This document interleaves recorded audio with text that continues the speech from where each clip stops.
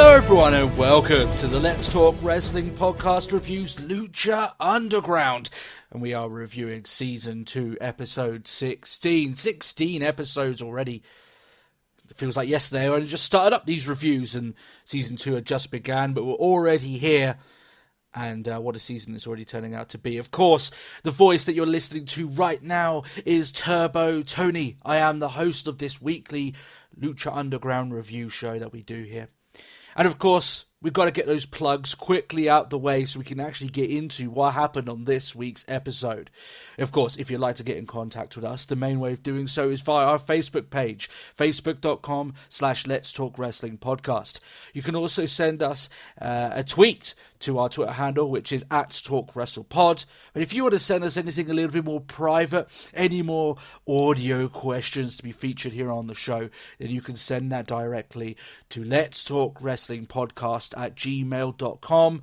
All of that is in the description below. It can't get any easier for you guys to find ways to get in contact with us. Now, without any procrastination, we don't have time for that here on this week's show because, of course, we've got plenty of action to speak about. The show this week starts off with Dario Cueto, and he's talking to Councilman Delgado. You may have remembered him speaking to the investigator that's looking into Dario Cueto's involvement in the temple, what's going on. So quite interesting that they met up here. Straight off the bat, Cueto gives him a bribe, but Delgado stops him short when Cueto decides he wants to leave. And he tells him, look, things are getting a little bit problematic. It's quite likely that the police are investigating the temple. In fact, I know they are. But it's even more likely that you've got undercover cops already inside the temple itself. And Dario Cueto's like, nah. If there was, I would know it. And of course, as we know, right, clearly he doesn't. Because there are undercover cops in the temple. And then Delgado ends up talking a lot about his employer, saying that he's very interested in Lucha Underground and that he's going to be visiting the temple soon. He wants Dario Cueto to prepare for his employer to arrive at the temple. Dario Cueto doesn't seem very happy about that. So whoever this mysterious employer is from Councilman Delgado, clearly he's someone that Dario Cueto thinks twice about. And considering he's got Matanza on his side, this has got to be someone quite powerful enough to get Dario Cueto hot under the collar. And that certainly seems what it might be. When you've got two established actors here, you've got, Dario Cueto, the guy who plays him, an established actor. You've got Councilman Delgado, established actor. These scenes are pretty damn awesome, right? Because these are the bread and butter of what these guys do. Adding another layer to what might happen down the line. And Lucha Underground's quite good at doing that, where they can add new characters in that drastically change how the show feels, right? Even when you had Katrina taking control of the temple, the feeling of the show drastically changed. So if there's a new player in town, which there certainly seems to be, there might be something along those lines happening again. But of course, I'm sure we'll find out closer to Ultima Lucha at the end of this season. So the first match of the night, Mr. Cisco, Cortez Castro, and Joey Ryan in a triple threat match. And this is for an ancient Aztec medallion to get them in the match for the Gift of the Gods Championship. I still get the feeling here that Mr. Cisco, because he's coming across more and more as if he is the victim-elect in this storyline, right? You're looking at the situation, you've got Cortez Castro and Joey Ryan. We know they're undercover cops. Mr. Cisco is the only guy at the moment who looks like he's going to get caught in the crossfire. And he is playing more face than heel nowadays. So it certainly seems, it's as if that may be what ends up happening for him. It's going to be more of a tragedy for Mr. Cisco rather than anything else. This match, however, talking of tragedies, over very quickly. Joey Ryan gets knocked out of the ring. A couple of moves happen. Joey Ryan comes back in and rolls up Castro wins the Aztec medallion, and without even a second thought, stuffs it immediately in his oiled up junk. There's quite a few seedy places in the wrestling world. Joey Ryan's private area is certainly one of them. But what I mean here when I say the match was a bit of a tragedy, I thought these three guys could go out there and pull off a really fun match. They just didn't get the time to. It was over very quickly. You'd hope that these guys could have put on quite a fun match, especially Mr. Cisco, because I mean he's one of those guys who's been given a little bit of leeway to go out there and impress recently. So, a bit of a shame that really we didn't get to see anything along those lines happen. Mil Muertes is backstage. He is meditating. You've got Katrina saying to him that she's been waiting for this moment for 197 years. A long time has passed to be a prisoner of darkness, she says. Now, 197 years, that's a long time, but some weeks on Monday Night Raw, it feels like 197 years of darkness has passed until the show ends. So I exactly know how she feels some weeks. So, you know, just that's something that hits close to home there. Katrina reminds Mil anyway that she guided him to safety. She freed him from death's grip back in last season. It was all part of her plan to make him stronger. And then she calls him by his actual true name, Pascal Mendoza. The name he had before he was referenced as Mil Muertes. She wants him to break Matanza and in turn make them immortal. Which if you've lived 197 years, I'd be guessing that you're pretty much there anyway, right? You know, the fact is, you know, if she still looks this good after 197 years, I think she's doing something okay. So, still. With the lengthy speech complete, King Cuerno appears from the shadows. If you remember, King Cuerno has some beef with Katrina and Mil. And, you know, he looks like he's got some sort of plan. They really make it off here, just the general show. They really make it off and make it seem that Katrina is this dark priestess, right? That she's the kind of like the Melisandre of Game of Thrones. You know, that one thing I do hope that if she is the Melisandre of Game of Thrones, I hope she doesn't take off whatever keeps her looking so fine, and then we don't get to see what an 197-year-old woman actually looks like, because I've seen enough of that on Game of Thrones. Don't need that on my Lucha Underground, so I'm fine with that.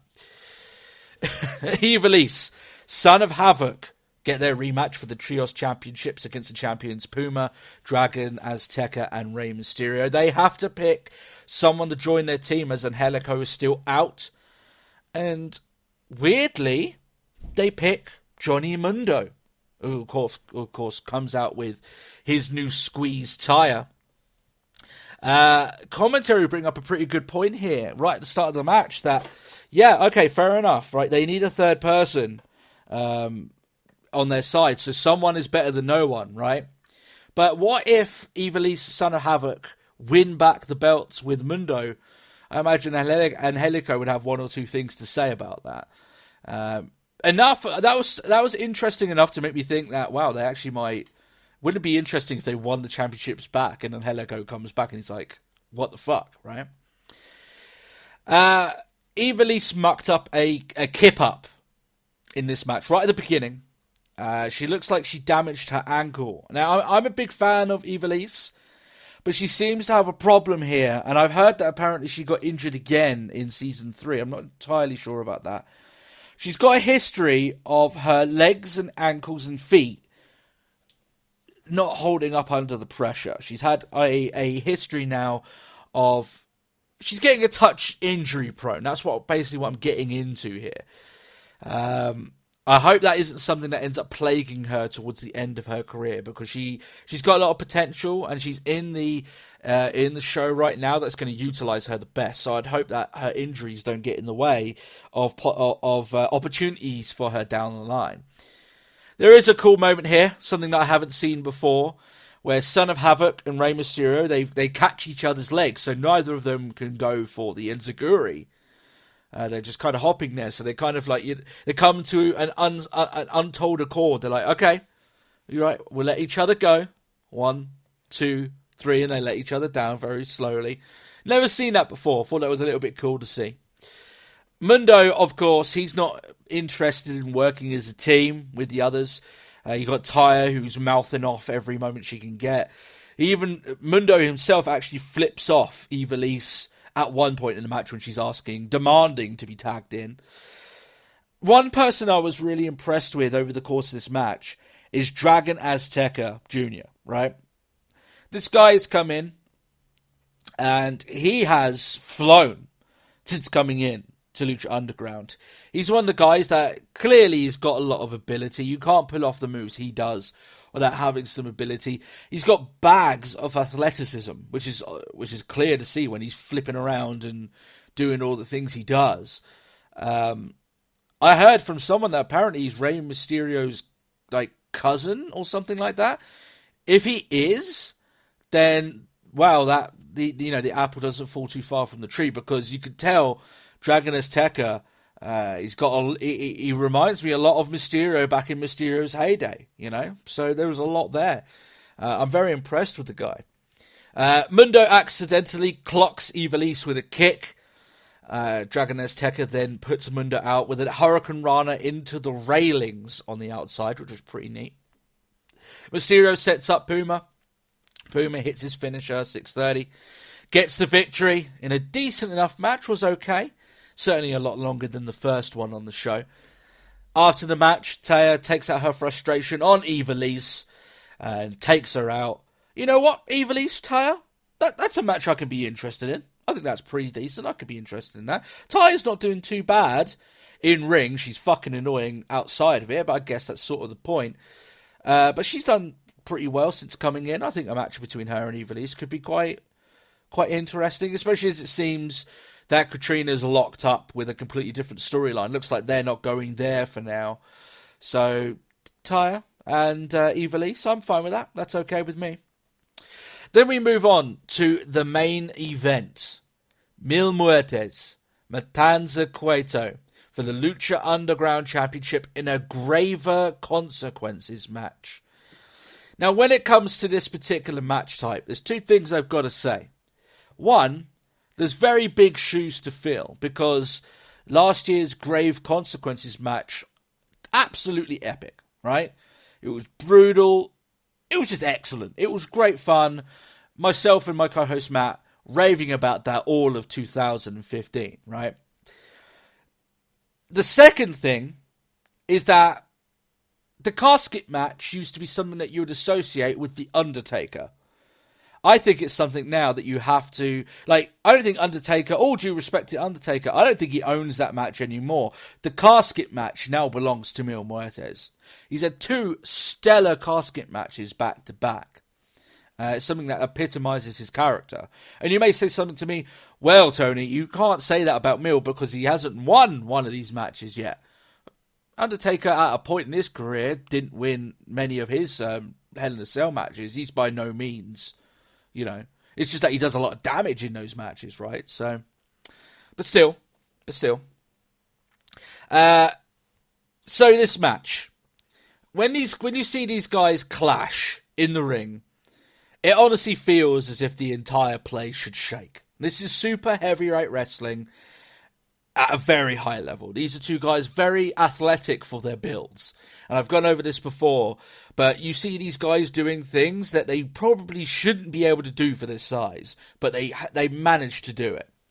Right off the bat, you've got Katrina distracting the champion. She hits him with a chair shot, and as Matanza grabs her by the throat, Mil spears his ass through a set of chairs, which gave us the first holy shit moment of the match, of which there were many. So Dario, after a certain point... Oh, sorry, I'm getting a bit ahead of myself. There's a point here which was pretty awesome. Right at the start of the match, they're up on the apron, Mil Muertes and Matanza. Mil's got him, hits the flatliner off the apron onto a set of 3 coffins that have been laid out. Pretty mental. You know that they're going full out with this match. Dario gets involved, giving Matanza time to recover from that move and then to manhandle the man of 1,000 deaths. And I've gone on about these guys' athleticism, but it's really impressive to see these guys of the size they are manhandling each other, lifting each other up, right? With relative ease, because the pair of them are easy over 300 pounds. The 300-pound behemoths, for Christ's sake. You don't lift anything up that heavy without some problems. I know towards the end of the match when they were, they had taken a lot of damage and they were exhausted, they were starting to struggle lifting each other up. But right at the beginning, they had no problem here, and that's absolutely mental. So, here's one part of this match I didn't like, because overall I thought this was a really fun main event. I'll go on whether or not I think it was better than last week's main event or even last year's Grave Consequences match later on. One bit I didn't like about this match is Mill's mask being ripped apart. And you may say to me, Tony, you've said before, you even said last week that you loved it when Sexy Star had her mask ripped off. I did. And I did like it all the times before. And that's kind of the problem here. It's happening a bit too much. It seems like every single match now, every single main event, the mask is getting ripped. I don't like it. It's getting a little bit too overused. It's becoming less and less of a taboo thing to happen in Lucha Underground. And over time, that's going to start meaning a lot less to the audience. They're going to stop popping a lot less to that sort of stuff happening. Which, when you think of the legacy of the mask and how much of an insult it is to rip someone's mask off, so for it to be happening each week, it kind of degrades the meaning of it a little bit. But still, I wasn't too keen on that. Mill finds this chain glove. It was almost like a mithril chain glove that you'd see out of Lord of the Rings or something, right? And he dons it, starts using it to beat the shit out of Matanza. I've never seen a chainmail glove being used in a wrestling match, so that's unique at the very least. Going full medieval, right? There is a point here where Matanza's almost beaten. This is the another cool moment of the match. So Matanza, he's almost beaten. He's been put into the casket. Only his ankle is basically keeping Matanza from shutting it and winning the match. However, Matanza's, he's trying to push it down. He's getting close. He's trying to use all his body weight. And Muertes punches through the casket itself, and almost like out of a horror film. You've all seen it before. A horror film with the guy buried, his hand bursts out, and he's getting out of there. He bursts out, grabs Matanza by the throat, manages to get himself out. That was a pretty badass moment. I'm sure that'll be used on plenty of videos and stuff like that going forward. There's a point here, however, when it definitely seems like Dario's key and Mil Muertes' stone is basically keeping this match at a deadlock. So Mil looks like he's going to try and... Katrina looks like she's going to try and take him out. Gives him a slap. However, Matanza comes up from behind, takes her out with a chair shot. And then, while she's basically lifeless, takes her the body of Katrina, takes her stone, places it inside one of the coffins and shuts it. So that takes her out of the match, takes her out of the equation. There's lots of power bombs, lots of choke slams onto the coffins throughout the duration of this match. Maybe too much, but still. Matanza hits the Wrath of the Gods into the coffin on Mil and closes it shut. He wins the match, retains his championship. Now, while he's celebrating and everything, Derek quite happy with himself. He's managed to deal with probably the gravest threat to Matanza. Now he's feeling that nothing can stop this guy. He opens up the casket to look at Katrina, but Katrina's gone. She's disappeared. So she's, obviously she's still kicking, but what she's going to do now without her champion, now that he's again entering the realm of the dead, so to speak, don't know. I'm sure that she's still got Sinistro de la Muerte, but how much he's going to be able to do on her behalf, we're not entirely sure as of yet. However, King Cuerno, he's got plans. The show ends in the temple at the very least, with him being one of the guys that's wheeling off Mil in the casket. So clearly he's got plans for Mil, whether or not it might be corrupting him, maybe putting him out for good. I'm sure we won't know that until Cuerno's done what he wants to do. So, an interesting side story there. And whether or not we see Mil back soon will have a big impact in terms of how he comes back with this King Cuerno storyline that they seem to be going with here. So before the show goes off the air, we're showing Councilman Delgado again. He enters this ominously lit limo, and he seems quite scared. He seems like he's almost like a fish out of water, right?